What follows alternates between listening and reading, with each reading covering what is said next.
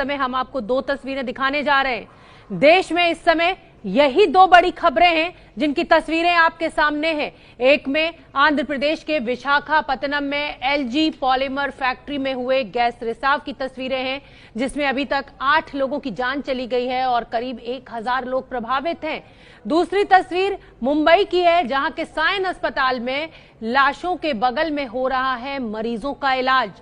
Video में दावा किया गया है कि ये लाशें यहां घंटों तक पड़ी रहीं और बगल के बेड पर मरीज का इलाज चलता रहा। तो दोनों ही तस्वीरें चिंताजनक हैं। पहली तस्वीर आंध्र प्रदेश के विशाखापत्तनम में जिस तरह से स्ट्रीन गैस का पॉलीमर फैक्ट्री से रिसाव हुआ, 8 लोगों की जान चली गई। कोरोना का संक्रमण तो पहले ही फैल रहा था, ऐसे में ये और एक नुकसान। आज सुबह तड़के ये गैस रिसाव हुआ, अफरा तफरी का माहौल लोगों के बीच में।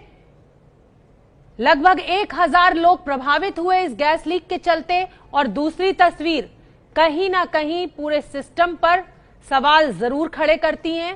संवेदनहीनता से भरी हुई ये तस्वीरें कि जहां पर लाशें रखी हुई हैं जिस वार्ड में, वहीं बगल के बेड पर कोरोना के मरीज का इलाज चल रहा है।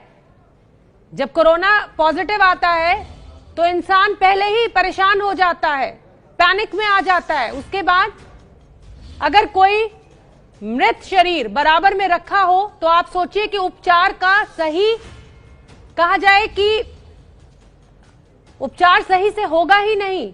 जो मरीज है वो उस उपचार को एक्सेप्ट ही नहीं कर पाएगा, क्योंकि इतनी नेगेटिविटी उसके अंदर, डर उसके अंदर समा जाएगा। शव के बगल में अगर किसी मरीज का इलाज किया जाएगा तो उसके मन में ये डर आ जाएगा कि कहीं ऐसा ना हो कि मेरी भी जान कोरोना से चली जाए। जबकि हम बता दें आपको, मोर्टेलिटी रेट बहुत कम है। मृत्युंजय हमारे सहयोगी मुंबई से हमसे जुड़ रहे हैं। मृत्युंजय, इसको संवेदनहीनता कहें, अस्पताल की मजबूरी कहें, प्रशासन की लापरवाही कहें, क्या कहा जाए कि शव के बराबर में मरीज का इलाज? मृत्युंजय। शोभना, इसके पहले हम किसी निष्कर्ष पर पहुंचे और क्या ये मजबूरी है, क्या एक असंवेदनशीलता है, इस निष्कर्ष पर पहुंचे हम थोड़ा सा इसकी जानकारी अपने दर्शकों को बता दें कि आखिरकार ये वीडियो क्या है और इसमें क्या कुछ है। देखिए, दरअसल मुंबई देखिए हॉटस्पॉट बना हुआ है, कोरोना का केंद्र बना हुआ है। 10,500 से अधिक मामले मुंबई में है, 400 से अधिक लोगों की मौत हो चुकी है, यहाँ तक कि 200 से अधिक पुलिसकर्मी संक्रमित हैं। ये अचानक से वीडियो सामने आया। ये वीडियो भाजपा के विधायक नितेश राणे, जो कि पूर्व मुख्यमंत्री नारायण राणे के बेटे हैं, उन्होंने ट्वीट किया था। 52 सेकंड का वीडियो। लेकिन ये वीडियो ट्वीट करने के बाद उन्होंने कहा था कि बड़ी ही दुखद और चिंताजनक स्थिति है, कैसा एडमिनिस्ट्रेशन है। जब हमने इसकी पड़ताल की तो हमारे पास में लगभग 2 मिनट का वीडियो सामने आया और कल रात से हम लगातार अपने हॉस्पिटल के सूत्रों से और अधिकारियों से बात करने की कोशिश कर रहे थे।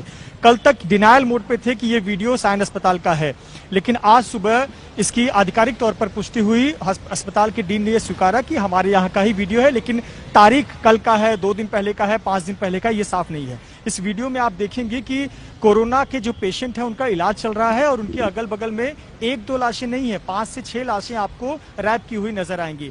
ये बहुत ही असंवेदनशील तस्वीर है। हम कल्पना भी नहीं कर सकते कि एक तरफ शव पड़े हुए हैं और दूसरी तरफ किसी कोरोना पेशेंट मरीज का इलाज चल रहा है। तो इस पर हमने डॉक्टरों से पूछा, जो डीन है उनसे पूछा कि आखिरकार ऐसी स्थिति क्यों आई।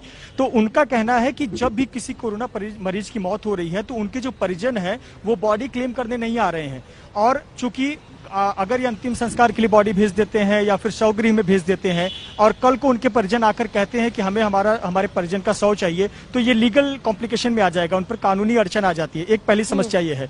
डॉक्टर ने बताया कि बहुत सारे परिजन ऐसे हैं जिनको जब बता रहे हैं कि आपके परिजन की मौत हो गई है तो वो कहते हैं कि हम 5 मिनट में लौट रहे हैं और बाहर जाने के बाद फोन बंद करके वो चले जा रहे हैं। तब इसकी सूचना गृह विभाग को देनी पड़ती है, पुलिस को देनी पड़ती है, पुलिस उस व्यक्ति को ट्रेस करती है, इसमें बहुत ज्यादा समय लग जाता है। तीसरी बात, जिस व्यक्ति की मौत हुई है उसके घर के नियरेस्ट करीबी परिवार के सदस्य भी कोरोना पॉजिटिव हैं और उनका इलाज बगल के वार्ड में या किसी अन्य जगह पर चल रहा होता है, तो ऐसे पर कोई परिजन उपलब्ध ही नहीं है कि वो बॉडी पर साइन कर सके। देखिए, बहुत ही लीगल कॉम्प्लिकेशन है और इसमें सरकार की बड़ा दुखद है।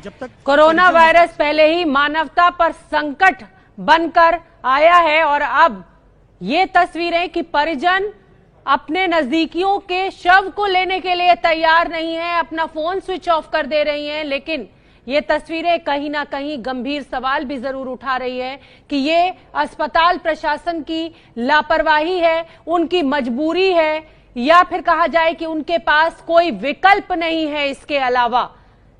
लेकिन ये तस्वीरें संवेदनहीनता का भी जीता जागता उदाहरण है, क्योंकि उस मरीज का सोचिए जो इन शवों के बराबर में अपना उपचार करा रहा होगा, दवाओं का असर कैसे होगा।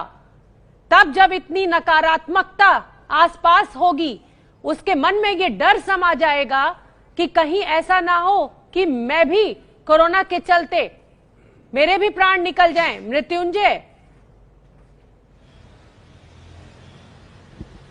जी, शोभना बहुत सही बातें कही। और कल्पना कीजिए कि किसी का पार्थिव शरीर बगल में है और वो खुद उसका इलाज चल रहा है ऐसी महामारी से, ऐसी बीमारी से जो कि लाइलाज है, और तमाम लोगों की आसपास में मौत हो रही है। तो ये निश्चित तौर पर मनोबल पर और एक साइकोलॉजिकली बहुत फर्क पड़ता है। लेकिन कहीं ना कहीं जब हम डॉक्टरों का पक्ष सुनते हैं तो लगता है कि कहीं ना कहीं एक पक्ष उनका भी कुछ हद तक सही है, हालांकि यह अमानवीय है। दो बातें हैं इसमें।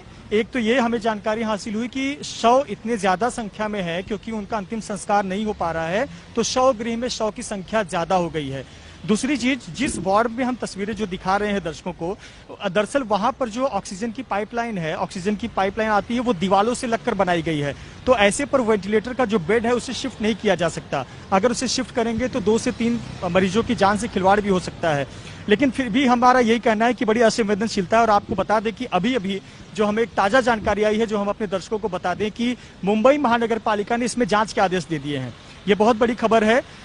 ये जब हम लगातार अधिकारियों से बात कर रहे थे तो उन्होंने कहा कि अब हम इसकी जांच के आदेश दिए। ये वीडियो उनके संज्ञान में आ गया है और इसके जांच के आदेश दिए गए हैं कि ये कब का वीडियो है, किस स्थिति में ये वीडियो बनाया गया है, कितने शव थे और क्या हालात थे कि ऐसी मजबूरी में पार्थिव शरीरों के बगल में मरीजों का इलाज हो रहा था। तो शोभना, ये बड़ी खबर, बिल्कुल बड़ी खबर मैं अपने दर्शकों को बताना चाहती हूँ इस समय की। और बड़ी खबर ये कि मुंबई महानगर पालिका ने साइन अस्पताल से जो वीडियो सामने आया है उसमें जांच कराने का आदेश दे दिया है। अब जांच की जाएगी कि इस तरह से अस्पताल की संवेदनहीनता है ये, या ये मजबूरी है अस्पतालों की, या ये प्रशासन की लापरवाही है। अब जांच होगी तभी कुछ सामने आएगा।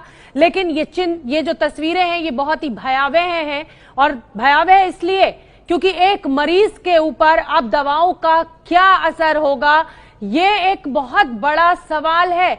मृत्युंजय, जब इस तरीके का, देखिए मैं और आप कभी भी अगर अस्पताल जाते हैं और इस तरह से कोई पार्थिव शरीर हमारे सामने से भी निकल जाता है तो मन में कहीं ना कहीं एक डर आ जाता है। ऐसे में कोरोना का उपचार जिसमें आदमी खुद ही डरा हुआ है कि पता नहीं बचेंगे कि नहीं बचेंगे, और अगर शव बराबर में है तो कैसे असर होगा दवाओं का, ये भी एक बहुत बड़ा सवाल।